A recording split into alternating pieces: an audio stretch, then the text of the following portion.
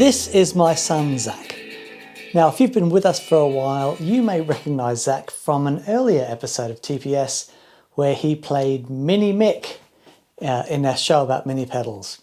So Zach is 15 now, and even though he has grown up in a house full of guitars and full of people playing guitar, until recently he's never really shown any interest in it. Then, unexpectedly, a few months ago, he asked me to borrow a guitar.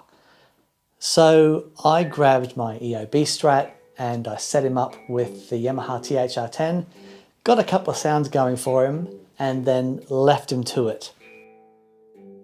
So this is Zach's first time of showing any interest in guitar. So I was really conscious at this moment. I didn't want to start teaching him anything, right? I just wanted to let that sense of curiosity and enthusiasm that he had sort of guide him and just have fun and start exploring. And, you know, if he came up with any questions, then I would be there. So over the next couple of months, almost every day, Zach would say, you know, can I borrow the Strat? And it was wonderful just to hear him exploring the guitar and exploring sounds. You know, something had obviously connected with him. Then he says to me, Dad, I want to buy my own guitar. Now at this point we could tell he's into it, right? And it was really wonderful because his mum and I both know how great learning an instrument can be. And so we're excited about that. But to be honest, anything that got him off his computer was a massive win for us. So we were like, absolutely. He had saved £250, so that was our budget. So as I've mentioned on the show loads of times before, if you're looking to buy a guitar, if it is at all possible, you really should play it first before you buy it. So Zach and I jumped in the car and we drove down to Andertons. So if you're looking to buy your child their first guitar, this is where it gets interesting. So we arrived and we started looking around. So it was fantastic to see Lee and Danish Pete again. And to my great surprise, Danish Pete actually helped us out with finding a bunch of guitars that Zach might like. So you got the classic vibe here with a humbucker in the bridge. You got a white one. Then you're in something like this, which is quite cool. That's pretty cool. With a different pickup configuration and completely standard 50s classic vibe. Because I really don't know a huge amount about what's available with these budget guitars. So Danish Pete was amazing. The thing to remember about the staff in the guitar store, most of them don't just want to sell you a guitar. They want to sell you the right guitar. Because if they do that, then you'll keep coming back. You know, that guitar's going to need strings, probably a setup, you know, amp, straps, all the rest of it. And then as you progress on your journey, they want to be there to help you with that. So in a good guitar store, they really are there to help. So lean on that experience. So what was interesting with this is that we thought we were going to be looking for a Strat. Then something caught his eye.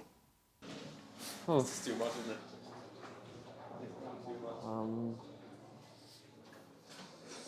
Oh, hang on a second. What is this? There you go. That's the Jaguar version. Very cool guitars though. Mm-hmm. These are super cool. Super cool. Again, this is a run that we've done for Andertons because purple. Just because purple.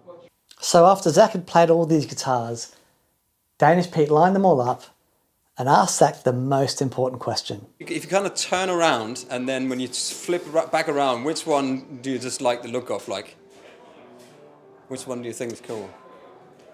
Middle. That one. Wow. It's gotta be that one. It just looks so cool and it's got so much. If you flick these things in the right position, it could release. It release the release Kraken. the Kraken. Yeah, release the Kraken. I don't know if we have any extra here, but we could look for one that might be a bit lighter. Nah, man, that's killer. This is no, it. No, this that's is the one. So Zach, on a scale of 1 to 10, how happy are you right now? 2,005,482. Oh mate, that's well cool. Oh. Pete, thank you so much for your help. My pleasure, absolutely my pleasure. Anytime. For that, you get a fist bump. Yes. Brilliant. Look at that. So the most important thing for me about finding a guitar for my son to play, having to remember that this is his guitar, not mine. This is the start of his journey. Now, you know, I've got reasons for the guitars that I really like. All I really care about is that when Zach sees this guitar, he wants to pick it up and play it. When Zach saw the Jag, he lit up. And I knew, okay, every time he sees that guitar, he's going to be excited to play it. That is all I care about. But now that he's chosen that guitar, the other thing is really important is that it's set up for him to play. Now, because Zach's chosen a Squier Jag, most offsets do have a little bit of a challenge with the break angle over the bridge. You know, there are loads of solves for this. A really simple one, I bought a shim from Stu Mac. That sets the neck back at a tiny bit of an angle so that I can raise the bridge up and it gives it just a little bit better break angle over the bridge, keeping the strings more secure. So Zach is loving his guitar. And as a parent, it just makes me so happy to know that he's connecting with an instrument. You know, we'll get to lessons and we'll get to all that later on. For the moment, I just want him to continue on being so enthusiastic about discovering sounds and just, you know, exploring the guitar. You know, he's listening to music and he's working it out for himself. And I think developing that part of your guitar playing is just so incredibly important. The lessons and all that sort of stuff, that'll come later. So there's only two real things, okay? Remember, it's their guitar. It's not your guitar. Make sure it's a guitar that they are excited to play. You know, you may have a million other reasons why you prefer the guitars that you prefer. The only thing that matters is that your child looks at that instrument and is excited to get it in their hands and make some noise. And the final thing is, you know, once they've got the guitar in their hands and they're excited to play, make sure the guitar is set up for them to play. Okay, and it doesn't need to go to a luthier and have a fret dress and all that stuff. It just needs to be set up to stay in tune and set up so that the action isn't too high. Okay, and any decent guitar store, you know, if you can't do this yourself, any decent guitar store will be able to sort this out for you. In fact, negotiate a setup as a part of the price for the guitar. I hope you enjoyed that. Thank you so much for watching. Massive thank you to Danish Pete and all the guys at Andertons. We just had so much fun down there. I'm sure that was the first of many trips we'll make down there. Brilliant. Please subscribe if you haven't subscribed.